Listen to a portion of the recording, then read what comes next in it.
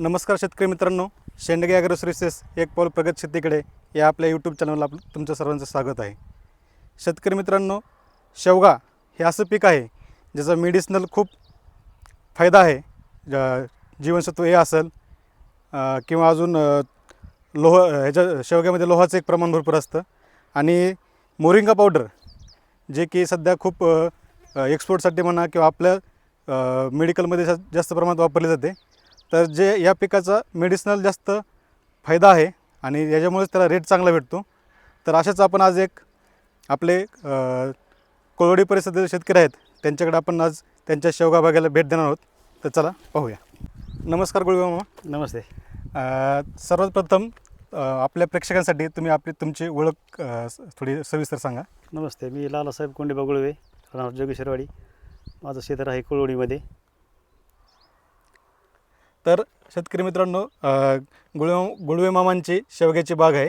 तर आपण आज त्यांनी जो शेवगा घेतलेला आहे त्याची आपण थोडी डिटेल माहिती विचारणार आहोत त्यांना. तर सर्वात प्रथम आपण हे जे शेवग्याचे शेवगा घ्यायचा हे तुमच्या म्हणजे कुठून कल्पना सुचली की आपण शेवगा आता घ्यावा? शेवग्याचं एक मी व्हिडिओ पाहत होतो पाठीमागं. त्या व्हिडिओच्या माध्यमातून मला थोडी कल्पना मिळाली आणि अकलूज साईडला भरपूर शेवग्याचं उत्पन्न घेतलं जातं. त्यामुळं माझ्या पण लक्षात मला असं आलं की मग आपण पण शेवग्याची शेती केली पाहिजे. पूर्वी मी शेवगा शेती केली होती, पण माझा दुकानदाराचा व्यवसाय आणि फिटिंगचा व्यवसाय असल्यामुळे मला त्यामध्ये काही लक्ष देता आलं नाही. पण आता म्हटलं माझ्याकडे पूर्ण वेळ आहे, मी दुकानसुद्धा बंद केलं आहे माझ्या वैयक्तिक प्रॉब्लेममुळं. आणि आता शेवगा शेती म्हटलं जरा मन लावूनच करायची. ओके. आणि आत्ता बऱ्यापैकी असा पीक आहे माझ्याकडं. म्हणजे जो आपला उद्देश आहे की आपण जे यूट्यूब चॅनल काढलेलं आहे की शेतकऱ्यांपर्यंत माहिती घेऊन जायची, तर त्यांनीच असाच एक व्हिडिओ पाहिला आणि ते पाहिल्यानंतरच त्यांनी शेवगा शेतीकडे वळलेले आहेत. म्हणजे हा कुठेतरी नक्कीच शेतकऱ्यांना फायदा होत आहे. तर सर्वात प्रथम जे आपण जात निवडलेले आहे याचे आपण रोप आणलं होतं का बिया लावल्या होत्या? शेजाच्या आपण बियाज लावले होते सध्या. बरं. आणि कुठली व्हरायटी घेतली होती? काय ही आहे ओडिसी म्हणून ओडिसी आहे. आणि कुठून बिया घेतल्या होत्या? म्हणजे कंपनीचे पॅकिंग घेतलं होतं का डायरेक्ट आपलं एखाद्या शेतकऱ्याकडे? आता वैयक्तिक शेतकऱ्याचाच एका शेतकऱ्याचा व्हिडिओ पाहिला होता, हां. त्यांनाच मी फोन केला आणि त्यांच्याकडूनच बियाणं आणलेलं आहे. कसं किलो भेटलं होतं बियाणं? बियाणं त्यावेळेस आपल्याला 8,000 रुपये किलोने भेटलं होतं बियाणं. 8,000 रुपये किलो. 8,000 रुपये किलो. आता आपलं हे किती एरियामध्ये बाग आहे? 1 एकर आपला आहे क्षेत्र आहे. आणि 1 एकरमध्ये आपल्याला किती बी लागलं? मग 1 एकरमध्ये आपण 600 ग्रॅम बिया आणलं होतं त्यावेळेस. 600 ग्रॅम आणलं होतं. काही शिल्लक राहिलं का सगळं संपलं? शिल्लक थोडंफार लावलं, ते तुटाळे लावण्यासाठी नंतर वापरलं गेलं. उपयोग येते आपल्या ते. दुसरी गोष्ट अशी की आता शेवगा लावताना बी लावताना तुम्ही म्हणजे मी बघतोय बऱ्याच ठिकाणी की 2-2 झाडं उगून आले आहेत. हो. म्हणजे 2 बिया लावल्या होत्या. 2 बियास लावला. ते लावण्याचं कारण काय? ते लावण्याचं कारण असं की समजा कालांतराने झाडं मोठी झाली आपली, एखादं झाड समजा वीक असेल आणि जे एका झाड ज्याला स्ट्रॉंग आहे बऱ्यापैकी, तर वीक झाड काढायचं आणि स्ट्रॉंग झाड ठेवायचं, जेणेकरून आपल्या उत्पन्नाला बऱ्यापैकी फरक पडतो. याचं अंतर काय ठेवलं होतं आपण? अंतर आहे ह्याचं 12x8. 12x8. कारण थोडं मला जास्त अंतर वाटतं आहे, पण गरजेचं पण आहे. कारण शेवगा वाढल्यानंतर ती जी जागा पाहिजे मोकळी, तर ती जागा तेवढी भेटत नाही कमी अंतर असेल तर. लागवडीच्या आधी आपण जे बेड तयार केले होते ते कशा पद्धतीने केले होते? म्हणजे बेड आपलं साधा छोट्या ट्रॅक्टरनेच बेड साधे टाकले होते. त्यामुळे ते काही बेसल्डस वगैरे काही नव्हतं केलेलं. ओके. एक फुलधारणा होतोपर्यंत बेसल्डस काहीच नव्हतं, फक्त ड्रिपनेच थोडं सोल्युबल सोडले, वॉटर सोल्युबल सोडले होते. आता आपण याचं ड्रिपवरच चालू आहे पाणी. तुम्ही याचं पाणी व्यवस्थापनामध्ये म्हणजे रोजचं नियोजन कसं तुम्ही पाणी द्यायचं? रोज त्याला 1-1.5 तास 2 तास असं पाणी सोडतात. पाणी द्यावं लागते. ओके.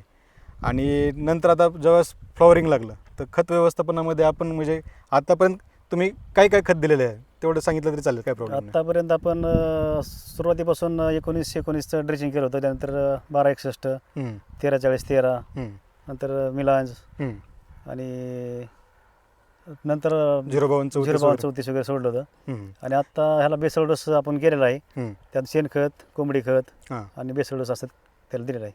ओके.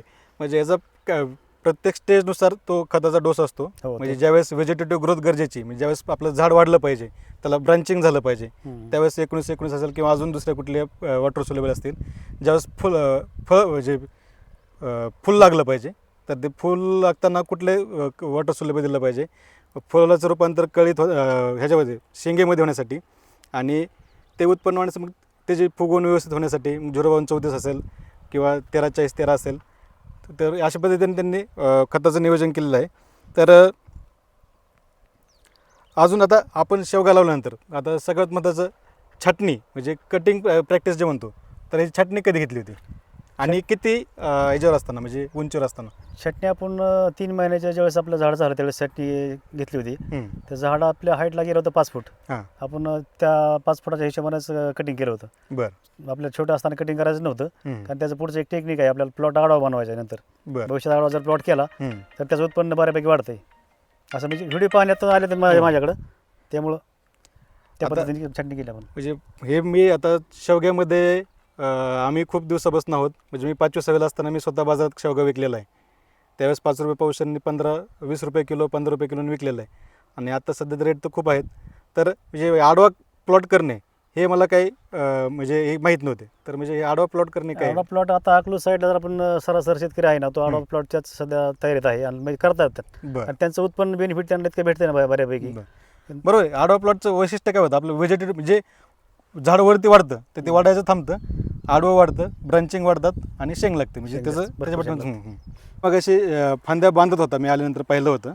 तर ते म्हणजे कशासाठी बांधत होतं त्यांनी ते आपलं एक थोडं आता काय झालं, आपल्या झाडाला सेटिंगच एवढं झाले भरपूर प्रमाणात की की खाली फळ जास्त लागल्यामुळे खाली टेकते. टेकते खाली टेकल्यामुळे शेंग अशी वाकडी व्हायला वाकडी सुरुवात होती आणि ते त्यामुळे डॅमेज थोडा होती. कारण नंतर आधार काय देण्यासाठी मी थोडंसं फांदी अशी वर बांधतोय.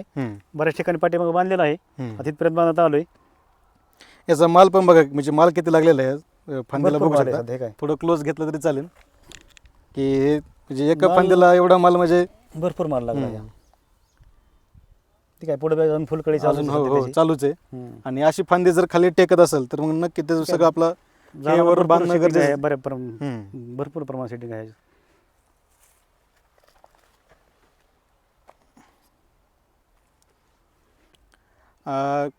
इंटरक्रॉपिंग काय केलं होतं का, म्हणजे काय केलं होतं का इंटरक्रॉपिंग मी काहीच नव्हतं केलं, कारण मला जे तुम्ही बियाणं आणलं त्यांनी सांगितलं होतं, तुम्ही जर आता इंटरक्रॉपिंग करताल तुम्हाला 10,000-20,000 रुपये समजा एक्स्ट्रा मिळतील, पण त्याचा तुम्हाला लॉस होणार आहे, कारण झाडाचं उत्पन्न कमी निघते. बरोबर, त्यामुळे इंटरक्रॉप घेतलंच नव्हतं. नाही घेतलं.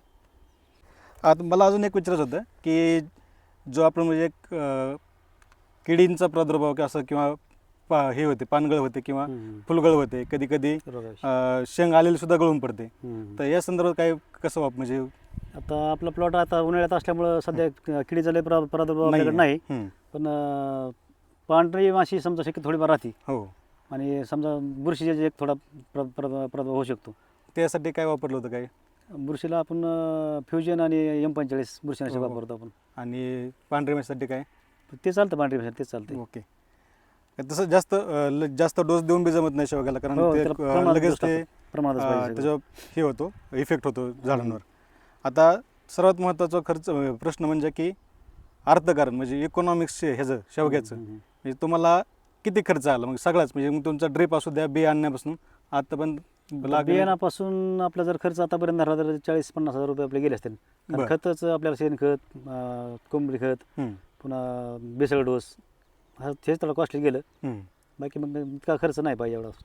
आता हे टोटल आपलं क्षेत्र किती आहे? एक क्षेत्र आपलं 1 एकर आहे सध्या.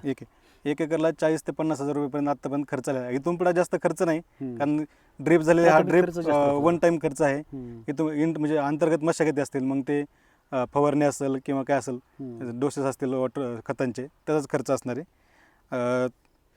आता याचा मला अजून दुसरं एक गोष्ट विचारायचं की बाजारपेठ म्हणजे तुम्ही स्वतः विकतात का पुढे ह्याला मार्केटला पाठवतात? सध्या आपला माल प्रमाणात निघतो, त्यामुळे मी स्वतःपासूनच विकतोय माल. कारण जास्त प्रमाणात जर माल निघाला तर आपल्याला पुढं पाठवावं लागेल, कारण लोकल मार्केटला इतका माल जाणार नाही भविष्यात. हो. जेव्हा लागवडीनंतर किती महिन्यात आपल्याला शेंग लागलेली? लागवडीनंतर आपल्याला 4 महिन्यात फुलधारणा झाली आणि आता 5व्या महिन्यात आपल्याला माल विक्रीला चालला आहे. त्याचा विक्रीला चाललाय म्हणजे 5व्या महिन्यात माल सुरू म्हणजे विक्री चालू आहे. 3.5-4 महिन्यात फुलधारणा होतीच त्याची. आणि आता सध्या काय रेट भेटतोय? आता सध्या मी तर 70-80 रुपये विकतोय सध्या. बरं.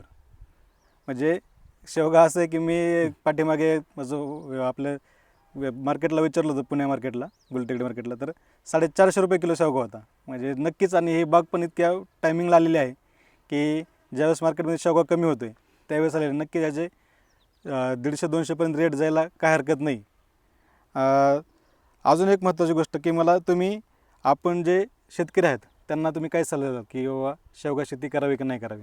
शेवगा शेती केली पाहिजे, कारण शेवगा शेतीला इतकं जास्त त्रास नाही आणि तसा म्हणजे खर्च पण पाहिजे एवढा म्हणजे नाही, बाकीच्या पिकापेक्षा कमी खर्च आहे.